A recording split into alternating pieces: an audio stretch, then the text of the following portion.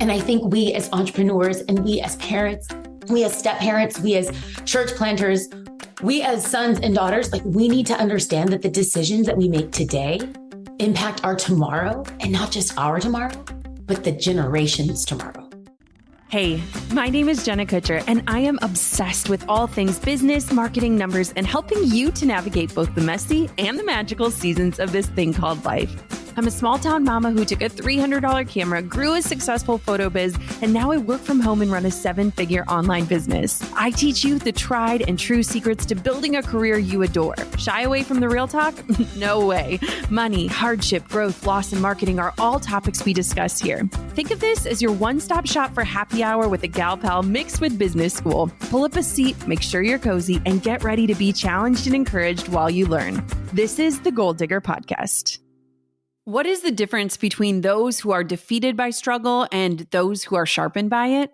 Between those who are broken by pain and those who are made wiser by it? The answer is resilience. For us to blossom out of a seed of pain and flourish in wisdom, it requires resilience. It is possible to make meaning out of a mess, and my guest today is going to tell us exactly how to do that. Whether by choice or circumstances out of our control, we all have moments where we feel like we've been pushed out, dragged down, or knocked out. Bianca Olthoff is convinced that true power is getting back up and that success isn't only for the smart, talented, or well-connected. She wants to support you when you're in the midst of your messy middle, and that's exactly what she'll share with you today. Bianca is the co-lead pastor of the Father's House, Orange County, and was named one of Christian's top 30 leaders under 30 by Relevant magazine. She averages 35 speaking events a year outside of her church, and her podcast, We're Going There, has over 2 million downloads. And spoiler alert, I'm going to be a guest on that show. Her brand new book, Grit, Don't Quit, is out now, and today she's going to share some of the leading principles in the book, including how to cultivate perseverance in all that we do, how to train the brain to become more resilient, as well as how to increase emotional, mental, and spiritual strength. Listen close for the 5 questions that Bianca will share that you need to answer if you are contemplating quitting, because let's be honest, sometimes quitting is the right thing. This isn't an episode filled with toxic positivity. It's an honest look at what grit, resilience, and discernment can bring into your life as you navigate when to push and when to throw in the towel. Without further ado, let's dive on in with Bianca. Recently, my team went down to a 4-day work week so we can spend more time in the sun and less time in front of screens. In order for us to be able to do that, we have to work smarter and not harder. That's why we're so excited about HubSpot's integrated AI tech. It's helping teams like ours automate the more tedious parts of running a business, like doing research, summarizing information, writing copy, and more. Recent research shows that marketers are already slicing time spent on admin tasks in half thanks to AI, from 5 hours to 2.5 hours per day. Just imagine, with all that extra time, you could be joining us with a 4-day work week too. Start saving time in your business with the help of the AI-powered tools built right into HubSpot CRM. Learn more and get started today at HubSpot.com. Okay, if this voice sounds familiar to you on the podcast today, it's not because I'm having the same guest on in the same month. It is because she is the incredible twin sister to a previous guest, Jasmine Star. Bianca, welcome to the podcast. Thank you for having me. I know it is confusing because Jazz and I have literally the exact same voice. I actually broke up. I don't know if I told you this, but I broke up with her now husband, then boyfriend in high school because he couldn't tell our voices apart on the phone. Yeah. So something interesting about Bianca, and I told her this a few weeks ago when I was being interviewed for her podcast, is that years ago when we were on island in Maui, I attended this conference for women at the church that we were at, and Bianca was speaking, and I was just thrown for such a loop because I had known Jasmine for over a decade. And so watching her sister, I was like, okay, one teaches business and one preaches about the Lord. This is so interesting, but there were so many nuances that were so similar. It was like I was doing a double take. I love it. I like to say Jasmine's business and I'm all Bible. So together, it's a good mix. Okay. So we're going to talk about something that I'm really excited about. So you have a book that's out, Grit, Don't Quit. Yeah. And one topic that I don't think we talk about enough in this marketing world, in this entrepreneur world, and for people that are starting side hustles is like, how do you know when it's time to quit something. I feel like so much messaging is like push through and this is going to be hard and you got to just stay on the path and you got to trust the journey. So let's kind of start off with, why did you write a book called Grit, Don't Quit? And then let's talk about how to discern when we should actually quit something and when we should push through. I love it. I love it. Okay. So let's start at the 30,000 foot level. I'm seeing so much within culture, within not just our generation, but the generation after us, and that's upcoming, is that it is so easy to toss in the towel. There's no consequence. I mean, let's think about this in a postmodern culture society with a tap, a touch, a swipe. We can get a meal delivered to our door. We can get groceries to our door. We can get sex delivered to our door. I mean, it's just so easy. So we've been accustomed with instant access and Instacart and Instagram that when something takes longer than we want, then we're prone to walk away or think it's not for us or think it's not worth it.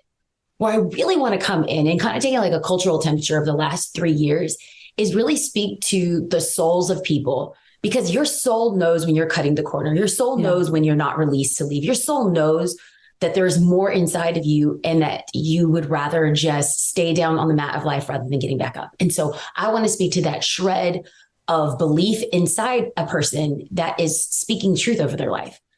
You may be down, but you're not out. So how do we encourage people to get back up? Now, this isn't like a rah, sis, boom, bah type of book. I wanted practical handles. Like I wanted a playbook, because people can write off easily and say, oh, I'm not resilient. I don't have grit. It's a learned discipline. So the background for that is, it's actually for me. It was really the story of my life. And in this current season of my life, I'm living out these practical principles because I have a lot of excuses, legitimate excuses to walk away right now. And I'm choosing to remain because I know the person that is being developed is going to be the person that will cause transformation, not just in my life, but the life of those that are around me as well.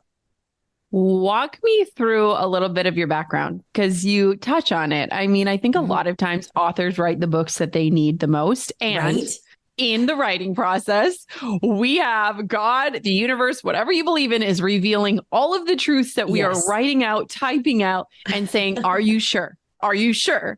So talk to me a little bit about how you got to this place and what your life path has been that has led you here. Okay. So whether in ignorance or arrogance, I feel like, and I've had multiple conversations with people that have said, oh, wow, you're such a resilient person. I would never look at my life and say, oh, I'm resilient. But, you know, in hindsight and looking back retrospectively, there's actually been a lot that I've had to overcome. So I am a first generation American, but I was illiterate up until the age of 12, morbidly obese, wrestled with weight my entire life, really coming from like a disadvantage.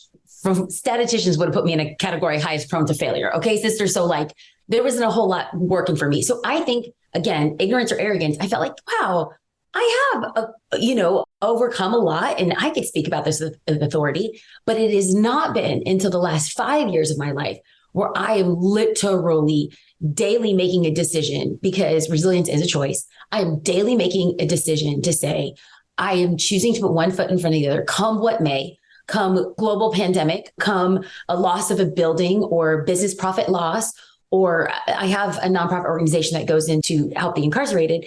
And we were actually in 3 local prisons. And when COVID happened, we lost all the campuses. I mean, we invested $75,000 into these campuses. So it's a decision. It is an absolute decision that I'm making. And some of the things that I've had to overcome previously, a lot of people can look at their childhood and say that there was a lot. What we're not talking about is the now, like culturally, politically, financially, relationally, spiritually.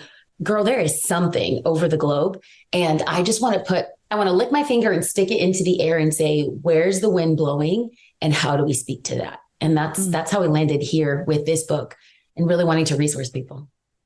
One thing that you said that I love is that resilience isn't just something that's innate. It's a skill that you have to hone. Mm-hmm. And when I worked in the corporate world, there was actually a checkbox when you would do a leadership survey of resilient and adaptable. That was a theme that you could call out in different people, but it was also something that could be developed.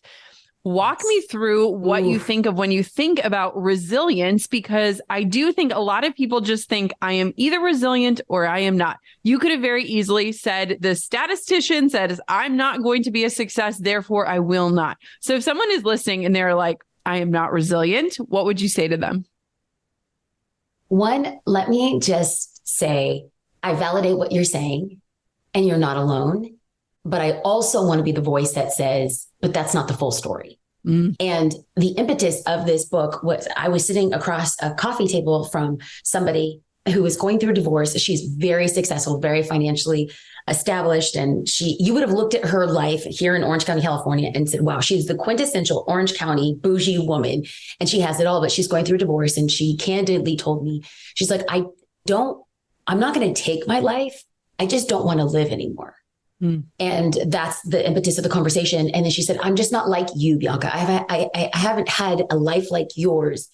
And you were made to be resilient, almost putting poverty synonymous with resilience. But I wanted to kind of like raise a flag and say, whether it's privilege or poverty, resilience is a decision that we get to make and we can actually grow and adapt and learn. Now, science will completely back this up because no one is born with a resilient gene. Now, people might be a little bit more optimistic, that I will concede to, but whether people are optimistic or pessimistic, resilience and grit is a learned attribute. And so one of the things that was so crazy, so I totally geeked out. I mean, this, but for the listeners, Jasmine and I were homeschooled. And so we are very dorky and we like data and stats and numbers. So I went on this rabbit hole after that conversation with that woman. And I literally just wanted to pick her up lovingly by the collar and say, my dad is a Marine and we leave no man behind. So you will not take your life. I don't have to drag you on my shoulder, but like we are getting out of here. So get up off your ASS. And I did say the word, but we have sensitive ears in the podcast. I don't want this to be an explicit show. But I literally kind of got like a little oppressive. I was like, you're giving up. And I look at a generation, I look at our culture right now. I'm like, why is everyone giving up? Get up off your ASS and start moving forward. You're not, if you ain't dead, you ain't done. That's what my dad said, So anyway, in all the research that I started doing from MIT to Harvard, to Stanford, to Berkeley, to Yale, there are resilience studies and they had amazing research and case studies and a lot of medicine, a lot of neuroscience that was involved in this. But I curated and culled all that information and it really boiled down to these 3 attributes. Now, your listeners might not know this, but I'm a preacher also. So like just to have some church in here today, they're all going to begin with the letter P because I think that helps us remember things. Yeah. So for anyone, whether they get the book or not get the book, I just want to give this away because there are people out there that are saying, I'm just not gritty. I'm just not resilient. And I just want to say, you're just not giving yourself the credit that you need. So let's put some language. So here are 3 hallmarks for resilient people. This is how you build resilience. The first one, you have to have a right perspective.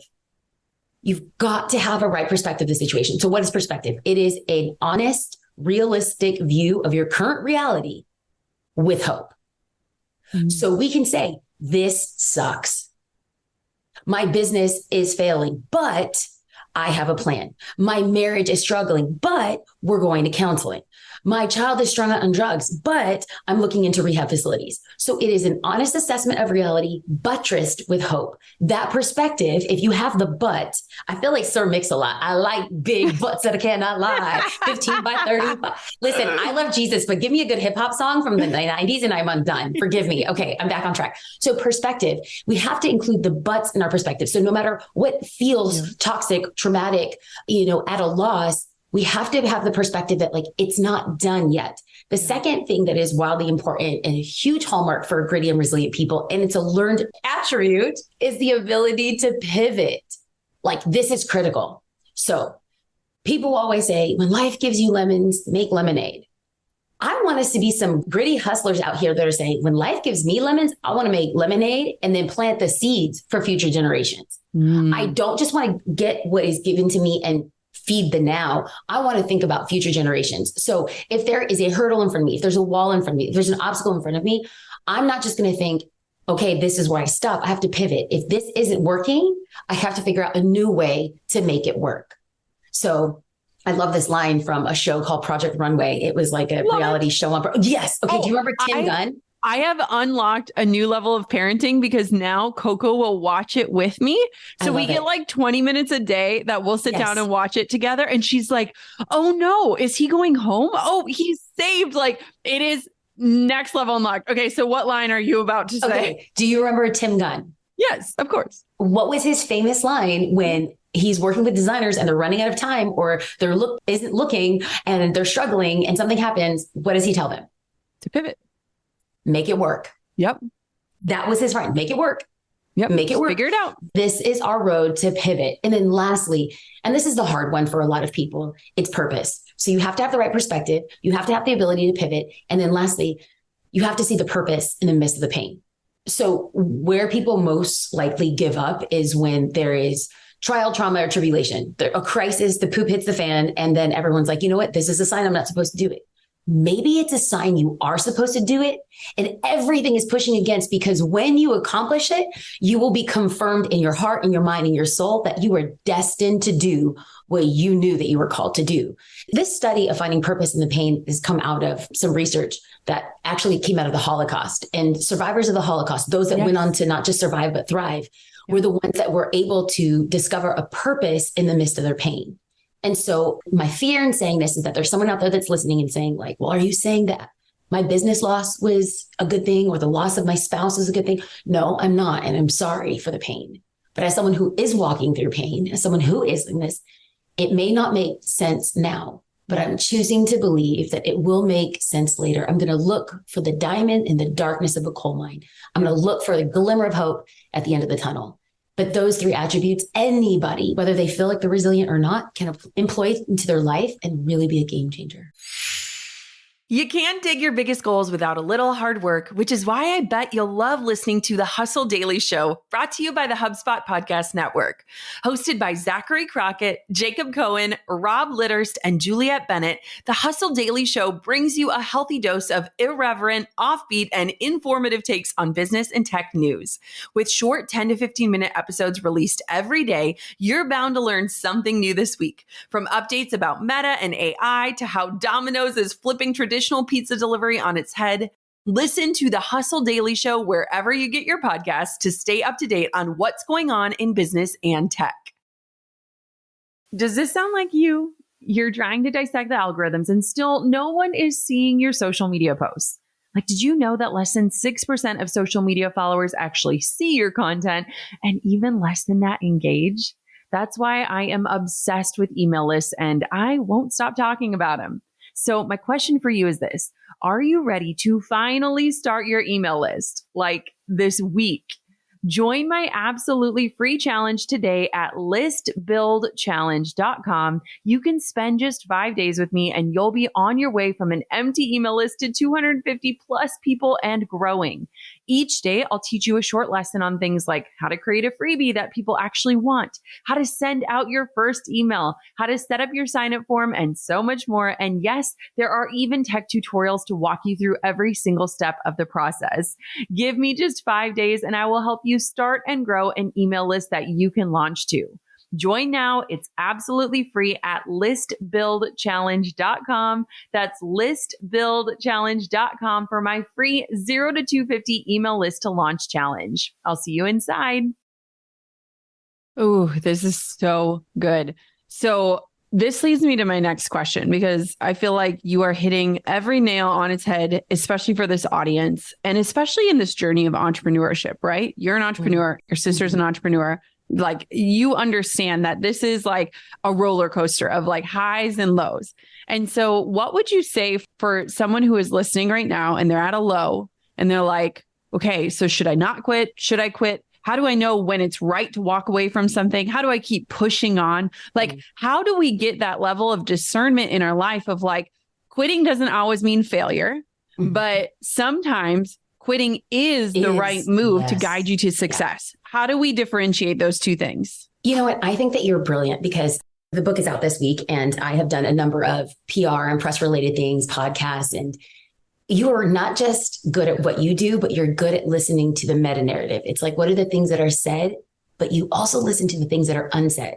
And so I think this is critical for entrepreneurs. I mean, this is critical for us in any season, because there's people right now listening that they're like, my business is wildly successful, but my friendship with this individual, it's horrible. It's tore up from the floor up. Or, maybe I need to leave my church, or maybe I need to leave my job. Maybe I need to leave this cubicle, whatever it is. And so the big message of this book is, don't quit. And here's how to not quit. However, there's a caveat in the beginning and a caveat at the end. The beginning is a famous line by Kenny Rogers. You got to know when to hold them and know when to fold them. So I don't want anyone to stay in a toxic environment or an abusive relationship, or if there's infidelity. This is not a Band-Aid for a bullet wound. So that's the caveat at the beginning.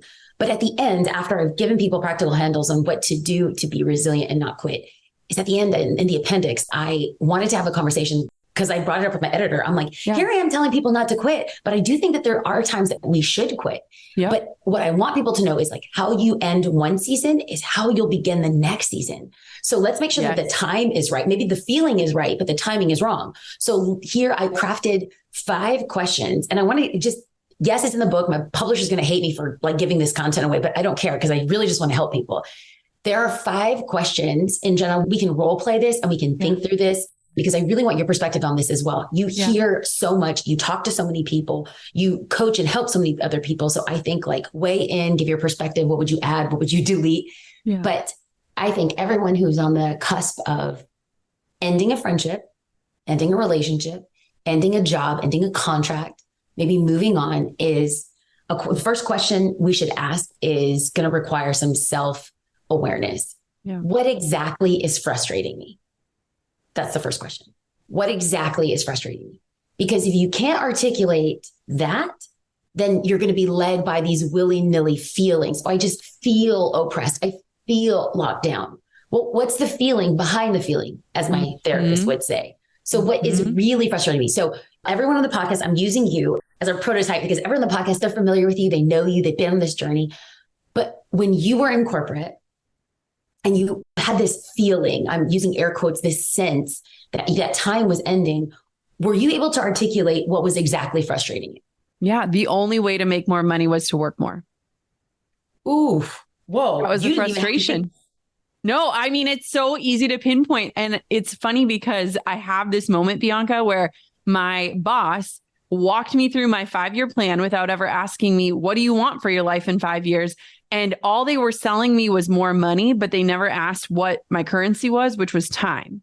And so the frustration was, sure, I can make more money, but I have to work more and I'm going to lose more time.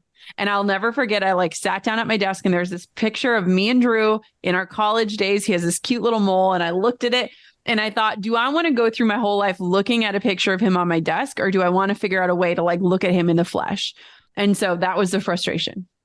Okay. So I'm going to use you. I mean, you've said similar stuff, but I just want to reiterate it because you literally walked people through on how to quit well. So the second question I want to ask is, we should all ask ourselves this in the transition process is, can I fix this? So using you as the prototype, as our example right now, the situation of realizing I have to work more and to make more. And I'm not sure this is if you answer the question, can I fix this? What was the answer to that question? No, because it was a whole system and I was just a cog in it. So once you ask yourself the question, what's it frustrating me? Then ask yourself the very hard question, can I fix this? Then ask an extremely hard question, is it me? Yeah. So this is where it's going to be a little bit different for you because yours was very corporate and it dealt professionally. But I think from a relational standpoint, this is where I'm not going to ask you a pointed and personal question. Let me tell you about the friendship I just broke up with. But for real though, let me give an example on this because I think this is great. One of my dear friends who's just amazing. Every time I talk with her, she could vent about something going on. And then she will say, and here is my part in this situation. And she has this self-awareness where as girlfriends do, you can vent about things or frustrations. But something I love about her is she always holds herself on the line, accountable of and this is where I went wrong in this. And I love this question because it is so easy. My toddler is really good about complaining about frustrations, but very poor at holding up the mirror of what is actually causing that. And I love that question because I think a lot of times it is so much easier, especially in business, especially in relationships, especially in life, to point your finger outwards and to not really do that reflection. That's a great question to ask. Okay. So After you've asked yourself the really hard question, is it me? Then ask yourself, is this the best decision for my future? Now, I mean, clearly we all stand on the other side, years removed, and look at your life and say, oh my God, it was. But when you were thinking about transitioning out and jumping into something completely different, did you ever have a moment where you weighed out what your future would look like if you walked away? Absolutely. You know, what's so interesting, and I think this would go pair well with this exercise, is that when I was leaving corporate America, there was so much fear, right? Like I just felt, what are people going to think about me? What if this doesn't work out? And one thing that I did is think about the future and say, okay, let's write down what the worst thing is. And then let's make an action plan around it. Because when you have a plan, it's suddenly not so scary, right? It like kind of like fear loses its grip when you're like, okay, yes, this terrible thing could happen. I could not book any weddings and I have to like saunter back into the office. What am I going to do about that? And so I think it's powerful if fear is something that is holding you back from quitting, something that needs to be quit, writing down the action plan of what would this future look like if the worst things happen? Because guess what? When you have a plan, it seems like they never actually happen, right? Okay, wait, this is so good because you gave I need everyone listening to like pull out a notebook or their notes on their phone and stop running on the treadmill for a second, because you just gave us this phenomenal assignment. I'm not even kidding you. I'm listening to you. I'm like, oh gosh, my pen. I'm not looking at you, but I'm writing. I need to do this. So I'm going to reiterate it, regurgitate it, and say it again. I'm going to say it twice because it was nice, baby. So you have to identify the fear, like what's the biggest fear, and then create a plan for around that fear. Yeah. And we're not trying to wish that fear to happen, but we're so prepared for it that even if the worst case scenario happens, we have a plan. Okay. It's so powerful too, because like when I actually thought about it, I'm like, okay, my greatest fear here is that my business won't work out. Okay, what's that going to look like? All right, I'm going to have to update my resume. I have great experience. I have great recommendations. I'm leaving on good terms.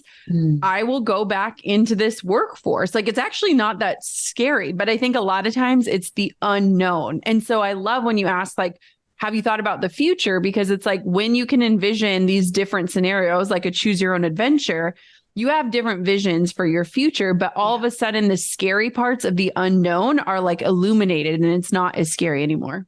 Oh, I mean, someone is finding freedom today. This is what I for sure know. I'm not even kidding you. This is great. So then after you've asked and you've done the due diligence and you've asked, can I fix this? Is it me? Is this the best decision for my future? The final question, and this is, I don't want to get too heady. I don't want to get too esoteric. And I am a woman of faith. So maybe this language might not feel like people understand it. So let me provide a little bit of context. The last question that I've asked, I'm encouraging everyone to ask before they throw in the towel, they sign the papers, they break the contract, they move, they leave organization or a friendship, is, am I released? Now, this is a nebulous question. I know some podcast listeners are like, what does that mean? Okay, so I'm going to try to put this in as clear terms as possible, but it's definitely I hate saying this because there's a thinker out there that's like, I don't get my feelings, but it's a feeling. So yeah. You may not. So I won't ask you this question because it might teeter on too personal. I'll share a personal example. I worked for an anti-human trafficking organization for 7 years. And it was such an incredibly hard and beautiful and bitter and sweet and good and bad experience, because when you're in the throes of human trafficking, you see the utter depravity of humanity and you question, for me in a very dark season, I get emotional thinking about it. Like the world is just a very bad and broken place. Yeah. And it's really hard to have hope. And it was really affecting me. I was having night terrors at night. I'm reading and ingesting so many of our survivor stories. So it affected me on a psychological level. And I remember one day going into the office and I have bags under my eyes. I am like exhausted and we're on a deadline. And, you know, I tell my coworker, I was like, you know what? I think I need to quit. I'm like, I'm not cut out for this. Like they picked the wrong girl. I'm not the chick. I am from East LA, but I clearly am too soft for this. Like, I can't do this. And she just asked me that question that has never left me. And she said, but are you released? And I said, what do you mean? She's like, and she was a person of faith as well. So she said, do you feel like the hand of God has placed you here and is on you? Because if you feel like you are not done here, then you need to stay here. And though she was speaking in a faith understanding, I'm speaking just in a regular, you don't have to be a person of faith to have this resonate.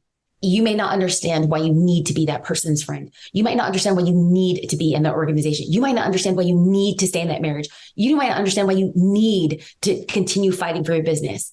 But that need is the hand that has kept you there because you know that your work there is not done. Mm-hmm. And so the answer to all the questions, what is frustrating me? Can I fix this? Is this me? Is this the best decision for me in the future? Those could all be tick boxes like yes, yes, yes, yes, yes. But if that last one is no, you got to stay. Yeah. You got to stay. And so I look back, that was at year 3 of my 6.5-year tenure at A21. And I'm so glad that I stayed. I am so glad that I stayed. And when it was time for me to transition on, I had finished well and I was ready for the next season because how you end one season, how you begin the next season. And I still to this day, I have such great relationships with the CEO, the president, the staff. We're still close. And that is the way to finish well. And that's when you know that your season is done. The transition can happen, or AKA you can quit and move on to the next thing. This is so amazing because one, I feel like we don't celebrate quitting enough. We don't. And I think we celebrate starting, right? You start a family, you start a marriage, you start a household, you start college, you start a business. And I do think there's something beautiful about figuring out and discerning the way to quit that is worth celebrating, right? Yeah. Have you had other experiences in your life where you have had that temptation to quit, but you really channeled the grit? And now with hindsight, you can see that was correct. I'm sure in the pages of your book, there are a multitude of stories of this, but can you give us one? Because I feel like there are a lot of situations where, like you said, things aren't happening as fast or as easily as we thought. And so it would be so much easier to quit. Okay. So I'm going to try. First of all, I'm Mexican, so I'll turn every story into a novela. And, we're here for 82 hours and we don't want the listeners to do this. So I'm going to try to make this as short as possible because this really is not just about resiliency and grit. This is really about legacy because others are going to look at you, Jenna, and say, Jenna did it and I can do it. And then we get to walk on paths that you've paved for us because you chose not to quit. And so the core of the message isn't about not quitting. The core of the message is that you indelibly can leave a mark on future generations just simply by your commitment. And so I mentioned that I have a nonprofit organization resourcing the incarcerated. And I had an invitation to go host a conference at a prison in Texas. We were leaving on Monday morning. Now, we had just started our church. Our church is in Orange County, California. Shameless plug for the Father's House. Shout out TFHOC. And so we had just started church and we were a mobile church. I know people don't understand this, but we were poor. So we had to rent a venue and load in and load out. Okay. Yep. So this was after I had preached that Sunday and this is after preaching 2 services. We're exhausted. It's hot. It's 2 p.m. and we're getting everything into our moving van because our whole church was in a moving van. And I just hopped off the bed of the truck. Not a big deal. But I landed on my ankle and I blacked out. I hit the pavement and I'm writhing in pain. My husband comes over to me and I'm sobbing. It was, Jenna, it was pain I couldn't experience. I literally thought I broke my ankle. And so we went to the emergency room and I was there for 6 hours and had 4 x-rays. And we come to discover I didn't break my ankle. It was just a really bad sprain. But I was drugged up. I was in pain. I'm still crying intermittently because the pain was so excruciating. And my husband looked at me and I thought he was going to look at me laying on the ER bed you know what, Bianca, you don't have to go. You've endured so much. You're released from this. No. My husband looks at me and said, the choice is yours. But think of all the inmates tomorrow that are looking forward to a day that they've never had in their life. And is there anything inside of you that could muster up enough strength, even in your pain, to go? I wanted him to make the decision for me. But when we allow other people to make our decisions for us, it abdicates our responsibility and then gives us power to blame them if it doesn't happen the way that we want it to happen. And I'm so glad I learned that lesson because I went and we hosted not 1, not 2, but 3 conferences. And our very 3rd conference on the very last day, there was this 6'1" inmate who, after I had taught, she had come up and I had live music. I had a band come in. I mean, Jenna, I did the most, girl. I did the most. It was amazing. And a 6'1" inmate in a prison yellow romper comes up to me and says, can I have the microphone? I'd like to say something. Now, listen, I wanted to say no because I don't know what she's going to say. Are you kidding me? And I don't know if she's going to sing or she's going to cuss. What's going to happen here? But when a 6'1" inmate asks you for the microphone, you just say, yeah, absolutely. Sure. No problem. And I handed her the microphone and she said, I know not everyone in here is religious, but I wrote a rap. And she starts rapping over the prison cell. And it was amazing. Apparently, there were some people who are familiar with this rap song that she's written. So they all start jumping in. And then the hook of the song, the chorus, bop of the bop was, pick it, it's just me and Jesus. It's just me and Jesus. So the entire prison is now saying this. The prison guards are joining in with this raucous sound of it's just me and Jesus, this chorus. Okay, put a pin in it. This is the hard part about serving the incarcerated is that 9 times out of 10, you will never see them again. You never see them. I've gone back to the exact same prison, but people are coming in and out and, whatever. And so fast forward 3 years later, I'm speaking at a conference in Dallas, Texas. There's 8,000 women in this conference. I had my teaching keynote and I walk off stage and I'm walking in the back and I'm about to go to the bathroom to go collect my stuff. And I hear someone shout my name, Bianca, Bianca. And it's a volunteer. And he was a volunteer because she had a bright green t-shirt on and all the volunteers had these lime green t-shirts. So I waved and, continued on my way. And she kept on saying, Bianca, come here. And the security guard next to me says, do you know her? I said, no, I don't think I know her. He's like, well, I'm going to take you to the green room. I said, okay. And all of a sudden I hear down this long corridor, it's just me and Jesus. It's just me and Jesus. I turned around and I saw the girl from the Lubbock County Detention Center who led us in worship 3 years earlier. I squealed and the security guard's like, well, do you know her? I said, yes, bring her over here. We embraced. And Jenna, I wept in her arms because had I just given up and had a legitimate excuse, I sprained my ankle. I was in a wheelchair for crying out loud. I had a legitimate excuse to quit. Had I just stayed home and nursed my wounds, all those inmates, the men and the women whose lives we were able to impact, but specifically this one inmate by the name of Mia, who said that conference changed the trajectory of her life, that she got out early for good behavior. And she so desperately wanted to show the fruit of what we poured into her life that she wanted to buy a ticket to this conference, but it was sold out for months before. So the only way that she can get in was by volunteering. And she found her way to the back area just to let me know that it mattered. And I think we as entrepreneurs and we as parents, we as step parents, we as church planters, we as sons and daughters, we need to understand that the decisions that we make today impact our tomorrow, and not just our tomorrow, but the generations tomorrow. That's the importance. That's the beauty of why we don't quit and why we can't give up. And when the time does come to quit, how do we quit well? Because how you finish one season is how you start the next. Oh my gosh, that story. One thing that I love about that story is that it's not a story about the 700 inmates. It's the one. Yeah. Right? Yeah. And I feel like especially as entrepreneurs and especially as people who you start to get traction or you start to get results, you start to look at numbers, right? We love numbers. You are a data nerd as much as I am. Numbers give me peace because you can't debate them. Because Trust me, I could debate just about everything. And what I love about that is, obviously in the Bible, when Jesus goes or when they go to look for the one sheep, right? That care of the one. And I think that the power of one is often forgotten in this world and in the business world, especially when you start to see sales and clients and downloads and followers and all of these things. And I love that story so much because it is the power of one. And that beauty of you probably impacted 1 million people in that way, but to see that fully personified and back in your life probably has you questioning the next time that you're ready to use the excuse or throw in the towel. 100%. Yeah. So tell everyone what they can find out about in your book. So we've covered a lot of ground today, but there is still many, many things that we didn't get to touch on. What is waiting for them inside of your book called Grit, Don't Quit?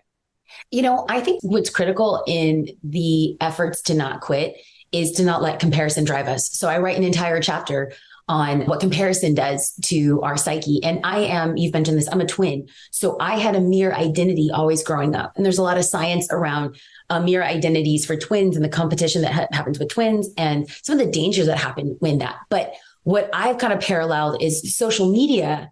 Jenna, you are not a biological twin, but on social media right now, you can find someone, your ethnicity, your hair color, your age, your entrepreneurial level and wonder why they have A, B, and C and why you don't. So while people don't have biological twins, there are these cultural mere identity twins that we see through social media. And if we are not careful, this could choke us out from staying the course, because comparison is a trap. Another thing that I love that was really fascinating, I kind of mentioned it, but I went down the neuropath science rabbit hole and started realizing the power over our brain and what words do. And I know your audience, they're so very much socially aware and also personally aware. So this is not going to be anything new, but the reminder of the power that we frame with our words that actually creates our identity. Now, some people are going to call this manifesting. I'm coming from a faith perspective, but I think that in the book, the science speaks for itself.